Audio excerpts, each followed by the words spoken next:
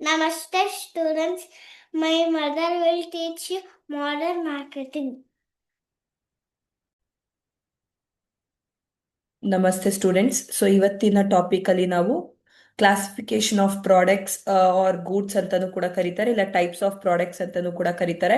So ಇದು ತುಂಬಾನೇ simple ಆಗಿದೆ, ನಿಮ್ಗೆ ಈಸಿನೂ ಕೂಡ ಅರ್ಥ ಆಗ್ಲಿಕ್ಕೆ.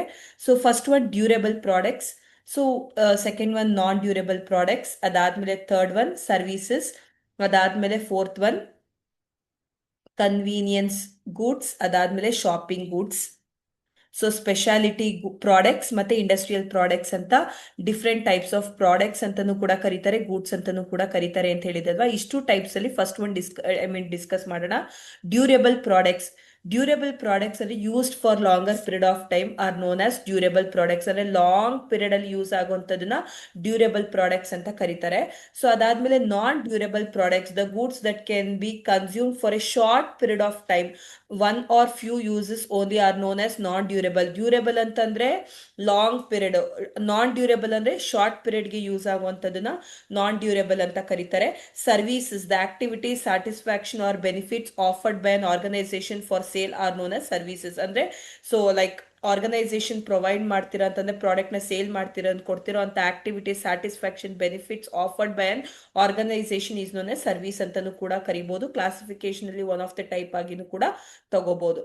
So convenience goods. Convenience goods ಅಂದ್ರೆ goods that are frequently purchased by consumers with minimum of efforts are called consumer goods. Example soap, biscuit, newspaper. Daily routine ಅಲ್ಲಿ ನಾವು ಪರ್ಚೇಸ್ ಮಾಡುವಂತದನ್ನ ಕನ್ವೀನಿಯನ್ಸ್ ಇಲ್ಲ ಕನ್ವೀನಿಯಂಟ್ ಗೂಡ್ಸ್ ಅಂತಾನು ಕೂಡ ಕರೀತಾರೆ. So ಅದಾದ್ಮೇಲೆ shopping goods.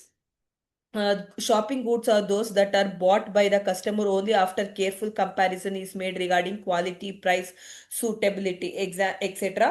Example furniture, refrigerator, fan, dress material, etc. Convenience ಅಂದ್ರೆ day to day ನೀಡ್ಸ್ಗೆ ಬೇಕಾಗಿರೋಂಥದ್ದು. ಶಾಪಿಂಗ್ ಗೂಡ್ಸ್ ಅಂತಂದ್ರೆ ಸೊ ಫರ್ನಿಚರ್ ಮನೆಗೆ ನೆಸೆಸಿಟಿ ಇರುತ್ತೆ, ಯಾವಾಗಲೂ ಹೋಗಿ ಫರ್ನಿಚರ್ ತಗೊಂಬರಲ್ಲ. ರೆಫ್ರಿಜಿರೇಟರ್, ಫ್ಯಾನ್ಸ್ ಅಂದ್ರೆ ಸೊ ಆ ಕನ್ಸ್ಯೂಮರ್ ಕೇರ್ಫುಲ್ ಕಂಪ್ಯಾರಿಸನ್ ಅಂದ್ರೆ ಪ್ರೈಸ್ ಕ್ವಾಲಿಟಿ ಎಲ್ಲ ನೋಡ್ಕೊಂಡು ಕೆಲವೊಂದು ಟೈಮ್ ಶಾಪ್ ಮಾಡೋಂಥದ್ದನ್ನ ಶಾಪಿಂಗ್ ಗೂಡ್ಸ್ ಅಂತ ಕರಿತೀವಿ.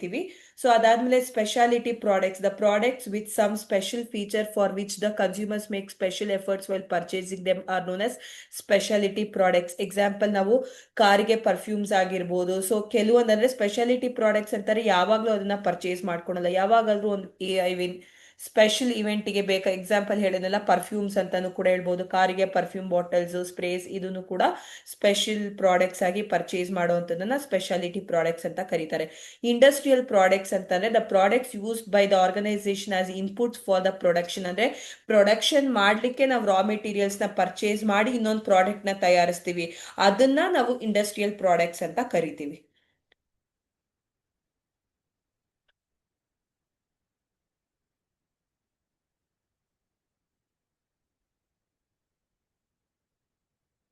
ಸೊ ನಿಮ್ಗೆ ಹೇಳಿದ ಅರ್ಥ ಆಗುತ್ತೆ ಅನ್ಕೋತೀನಿ. ಡ್ಯೂರೇಬಲ್, ನಾನ್ ಡ್ಯೂರೇಬಲ್, ಸರ್ವಿಸಸ್, ಅದಾದ್ಮೇಲೆ ಕನ್ವೀನಿಯನ್ಸ್ ಗೂಡ್ಸು ಮತ್ತೆ ಶಾಪಿಂಗ್ ಗೂಡ್ಸು, ಸ್ಪೆಷಾಲಿಟಿ ಪ್ರಾಡಕ್ಟ್ಸ್ ಮತ್ತೆ ಇಂಡಸ್ಟ್ರಿಯಲ್ ಪ್ರಾಡಕ್ಟ್ಸ್. ಇಷ್ಟನ್ನು ಕೂಡ ನಾವೇನಂತ ಕರಿತೀವಿ ಅಂದ್ರೆ ಕ್ಲಾಸಿಫಿಕೇಶನ್ ಇಲ್ಲ ಟೈಪ್ಸ್ ಅಂತಾನು ಕೂಡ ಕರೀತಾರೆ ಸ್ಟೂಡೆಂಟ್ಸ್.